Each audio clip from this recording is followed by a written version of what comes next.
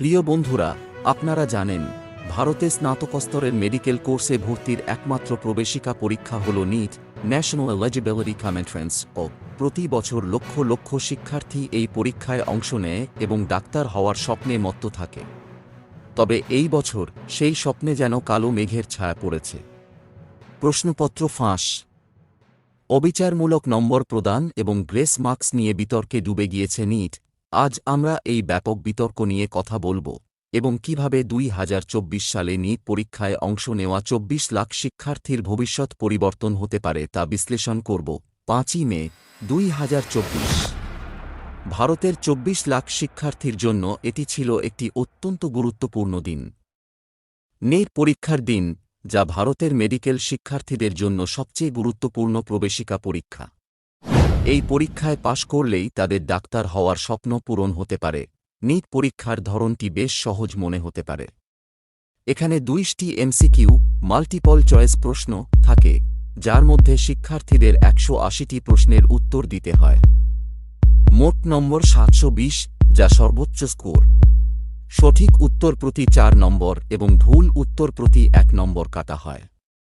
উত্তর না দিলে কোনো প্রভাব পড়ে না, তবে একাধিক উত্তর দিলে নম্বর কাটা হয়। সবকিছু ঠিকঠাক চলছিল, কিন্তু এরপর ঘটে কিছু অভাবনীয় ঘটনা। 67 জন শিক্ষার্থী সর্বোচ্চ 720 নম্বর পেয়েছেন। অবিশ্বাস্য হলেও সত্যি। এর মধ্যে 8 জন একই পরীক্ষা কেন্দ্র থেকে এসেছে, যা সন্দেহের সৃষ্টি করেছে। আরেকটি অবিশ্বাস্য বিষয়, কয়েকজন শিক্ষার্থী 718 বা 719 নম্বর পেয়েছেন, যা নিয়েও প্রশ্ন উঠেছে। এছাড়া রাজস্থানে প্রশ্নপত্র ফাঁসের অভিযোগ উঠেছে।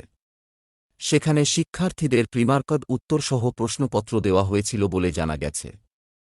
একটি পরীক্ষার স্বচ্ছতা যদি এভাবে ব্যাহত হয়, তাহলে তা ছাত্রছাত্রীদের মনোবলকে কতটা ধ্বংস করতে পারে তা আমরা ভাবতেও পারি না। গ্রেস মার্কস প্রদানের সমস্যাও উঠেছে। 1563 জন শিক্ষার্থীকে সময়ের ক্ষতির কারণে গ্রেস মার্কস দেওয়া হয়েছে, যা আরও একটি বিরোধের কারণ হয়েছে। এর ফলে শিক্ষার্থীদের মধ্যে অসন্তোষের সৃষ্টি হয়েছে এবং বিষয়টি সুপ্রিম কোর্টে পৌঁছেছে। শীর্ষ আদালত এনটিএ দ্বারা প্রদত্ত গ্রেস মার্কস বাতিল করেছে। সরকার বলেছে যে প্রক্রিয়াটি ভুল ছিল। এখন 1563 শিক্ষার্থীর 2টি বিকল্প আছে। তারা পুনরায় পরীক্ষা দিতে পারে বা তাদের প্রাপ্ত গ্রেস মার্কস পরিত্যাগ করে নতুন র্যাঙ্কিং পেতে পারে। এই বিতর্কটি একটি বড় প্রশ্ন তুলেছে। এটি দেশের অন্যতম বড় মেডিকেল পরীক্ষা, যা লক্ষ লক্ষ শিক্ষার্থীর ভাগ্য নির্ধারণ করে। তাহলে প্রক্রিয়াটি আরও স্বচ্ছ কেন করা যায় না? অনেকেই প্রশ্ন করছেন, কেন পরীক্ষা অন্যান্য ইঞ্জিনিয়ারিং পরীক্ষার মতো অনলাইনে নেওয়া যায় না? প্রযুক্তি প্রক্রিয়াটিকে আরও স্বচ্ছ করতে পারে। এই বিতর্কের সমাধান কি? আমাদের শিক্ষা ব্যবস্থা পরিবর্তন করতে হবে। আমাদের এমন একটি সিস্টেম তৈরি করতে হবে যেখানে প্রতিটি ছাত্রছাত্রী সমান সুযোগ পায়। এমন একটি সিস্টেম যেখানে কাগজ ফাঁসের ঘটনা ঘটবে না। এমন একটি সিস্টেম যেখানে পরীক্ষা নেওয়ার পর দ্রুত এবং সঠিক ফলাফল ঘোষণা করা হবে। বন্ধুরা, আমাদের সরকার এবং এনটিএর দায়িত্ব যে তারা এই সমস্যার সমাধান করবে। তারা আমাদের শিক্ষা ব্যবস্থা উন্নত করবে। কেননা আমরা যদি আমাদের ছাত্রছাত্রীদের উন্নতি করি, তাহলে আমাদের দেশ উন্নতি করবে। ধন্যবাদ।